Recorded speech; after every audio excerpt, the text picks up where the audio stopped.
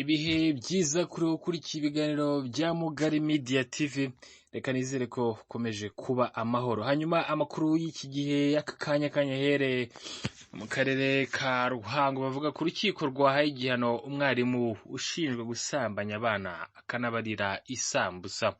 Inkuru isekeje kandi natangaje urukiko rw'ibanze rwa Ruhango rwafashe icyemezo ku mwarimu ukekwaho gusambanya abana babiri akarya ibiraha byabo bari baguze akwiye gukurikiranwa afunze by'agateganyo.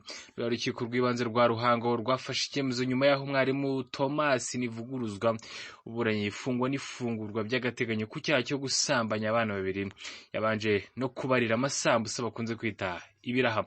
Ubushinjacyaha bwasabaga ko umwarimu Thomas gukurikiranwa afunzwe mu gihe iperereza rigikomeje ku ruhande rwa mwarimu Thomas n'umwunganizi we basabaga ko yakurikiranwa adafunze cyangwa se yibereye mu rugo.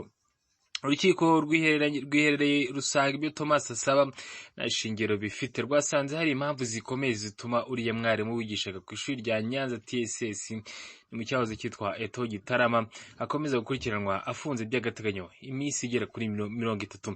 Ubushinjacyaha bwakomeje buvuga ko umwarimu Thomas yariho agenda ahura n'abana babiri b'abakobwa, umwe y'imyaka 16 akagira imyaka 17 bafite amasambusa bakunze kwita ibiraha, maze ngo mwarimu Thomas yabwira ko akeneye ibiraha ariko iyubashye atabirira mu nzira, ariko kubajyana mu macumbi yabagamo y'ikigo cya Nyanza TSS anasanzwe yigishirizamo.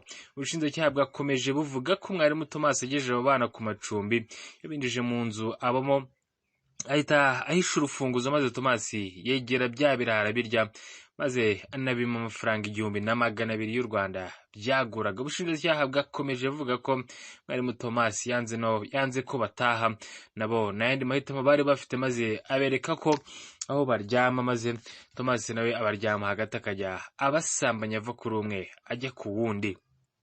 Thomas Nivuguruzwa yemeye ko aba bana barayiwe, koko Thomas avuga ko yavuye mu butansinda kuko urufunguzo yari yarusigiye umuzamu ngo akore amasuku mu nzu, aje basanga abana mu nzu banari kumwe n'uwo muzamu wari usanzwe umurindira urugo rwe.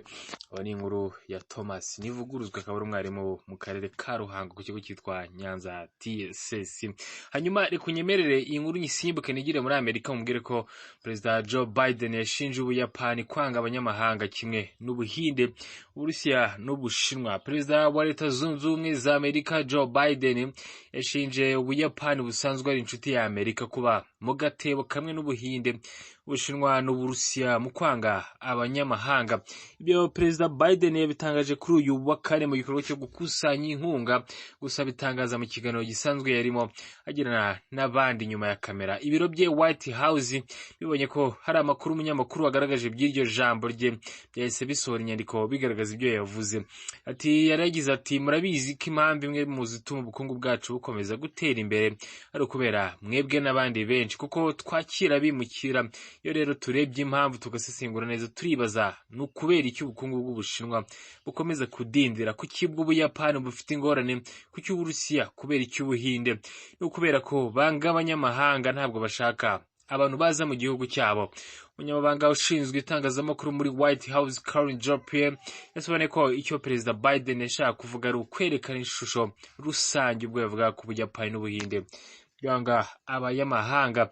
Agize ati yarimo avuga ko iyo bigeze kuba turiho nk'igihugu, turi igihugu cyabimukira biri mu turemangingo twacu. Yakomeje yasobanura ko umubano w'Ubuyapani na Amerika ari ingenzi, ndetse ko uzakomeza hititawe ku byo Perezida Biden yavuze. Abajijwe niba Biden ashobora kuzavuga ibisa n'iby'ahazaza, yasubije ko ibyo ntacyo yabitangazaho. Ibi byose Perezida Biden abitangaje nyuma y'uko nta kwezi gushize yakiriye Minisitiri w'Intebe w'Ubuyapani Fumio Kishida wari wasuye Amerika, ndetse n'umwaka ushize na Minisitiri w'Intebe w'Ubuhinde Narendra Modi asuye Leta Zunze Ubumwe za Amerika, ariko yatangaje ayo magambo. Reka ubwo ibindi kuri iyo nkuru byose tuzakomeza kugenda tubiganiraho. Hanyuma reka nkubwire ngo ukomeze kugire ibiganiro byiza ndetse n'ibihe byiza. Mugari Media TV akomeza gutegura utuntu twiza. Komeza kugira umunsi mwiza.